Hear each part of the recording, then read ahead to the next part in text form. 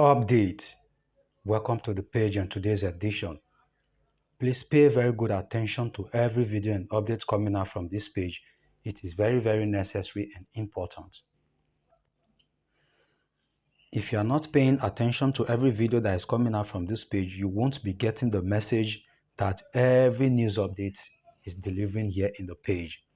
This is big congratulations as you are coming across this page on Facebook. Give me a thumb up in the like section. Hit the like button so that every video and update coming out from this page will be suggested to every fans and viewers outside the page. It is necessary. Yes, it's all about international news here in the page, 24 hours and 7 days in a week. Tune into the page and stay focused. Listen to every video and information coming out from this page and hit the like button. It is important and necessary. Without wasting much of your time today, please pay very good attention and let's delve into the video update that we have here in the page. Welcome to the video update that we have here. Let's go into the video update of today. As the sun sets here in the south of Israel, I think I've been walking this long, dusty, lonely, dangerous road, and I'm at the end of this marathon to bring our brothers and our sisters home, to bring security back. We've lost loved ones on the way and mourned them and buried them.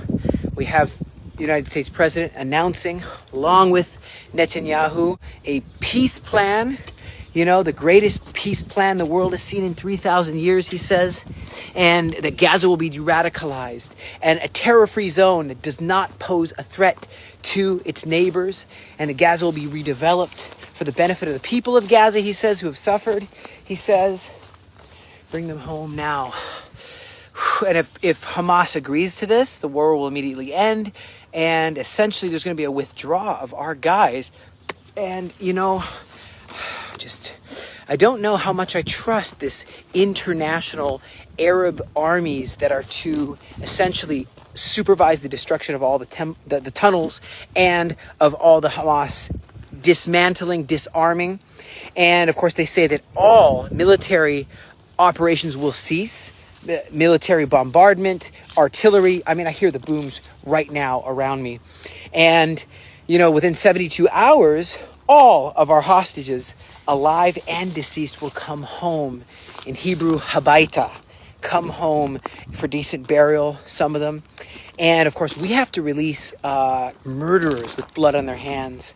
And of course, I think it's 250 life sentence prisoners, murderers, that says habaita, home, home. That's what we want for our brothers, our sisters, our sons, our daughters that are being held by these diabolical, murderous people. And so for every one deceased Jewish person, 15 deceased Gazans will be released. And so once all the hostages are returned, Hamas members will commit to peaceful coexistence. You know, it's like, is this for real? Is this really going to happen? And members of Hamas who want safe passage out will be able to go out to any country that will receive them. It's probably a very bad idea to receive Hamas members, but upon Hamas accepting this agreement, which they're thinking about it right now, you know, full aid will continue to be sent. I mean, we've been sending a lot of aid, and so then they're going to start, you know, infrastructure building, more water, more electricity, more rubble removal. That's going to take a long time. Roads to open, entry of more and more aid, and so on and so forth. And now they did say that GHF, the Gaza Humanitarian Foundation, run by Jonathan Moore, must not be there.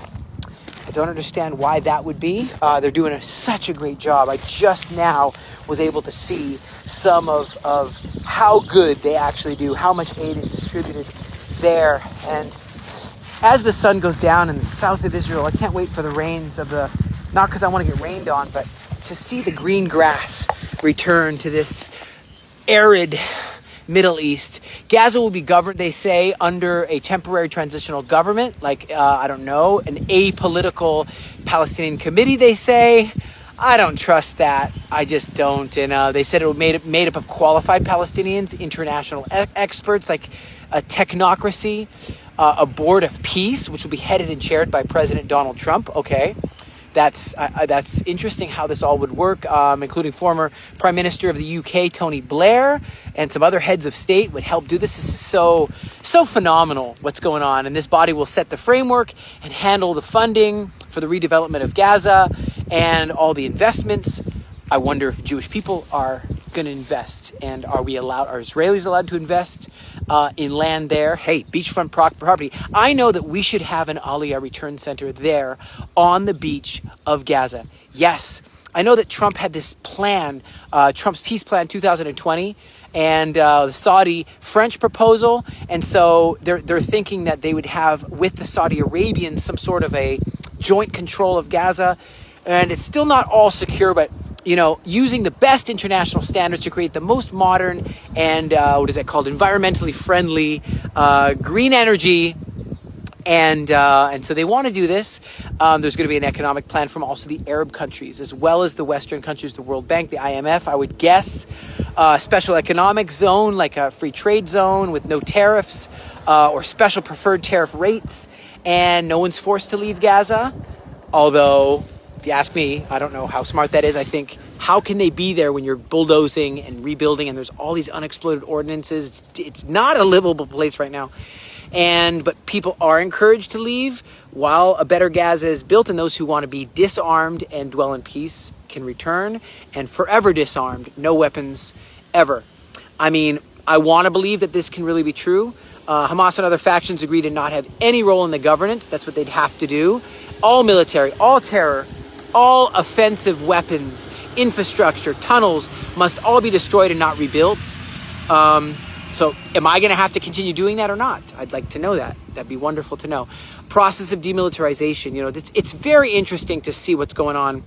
Decommissioning of all kinds of weapons, all kinds of there's a lot of Hamas still left and a lot of tunnels still left. I think we destroyed maybe 30%, something like that, of the total amount. We still don't know where they all are, and we still don't know where all the hostages are, but we're closing in. We're right there where we're about to achieve victory, and it's like they know that. It's a little frustrating. We've done this so slow, so carefully to remove as much as possible every Gazan that's not a Hamas member from harm's way. It takes a lot of work and a lot of time, 2 years almost. The United States will work with Arab and international partners to establish a international stabilization force made up of Jordanians, Palestinian police. I wonder if they're going to have Marines and like Rangers and Green Berets, and I don't know. There's going to be a mechanism which is called a deconfliction. So they're not allowed to engage in conflict. I don't know what that looks like. Be interesting to find out. And I know they said Israel will not occupy or annex Gaza. So as the international stabilization force establishes control and stability, and they're talking about the IDF will progressively hand over Gaza and completely withdraw, is what they're saying.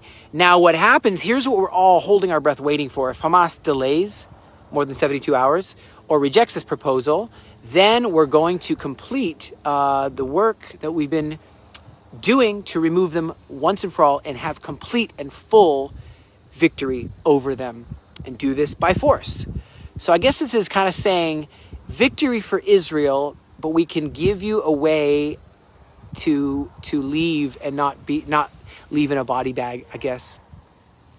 Gaza's redevelopment advances, and it's going to be, they're putting in plans for a Palestinian self-determination and statehood for the Palestinian people. So essentially, the goal here looks like that eventually there's a dialogue between Israel and the Palestinians, and to try to see, I think, what a Palestinian state would look like.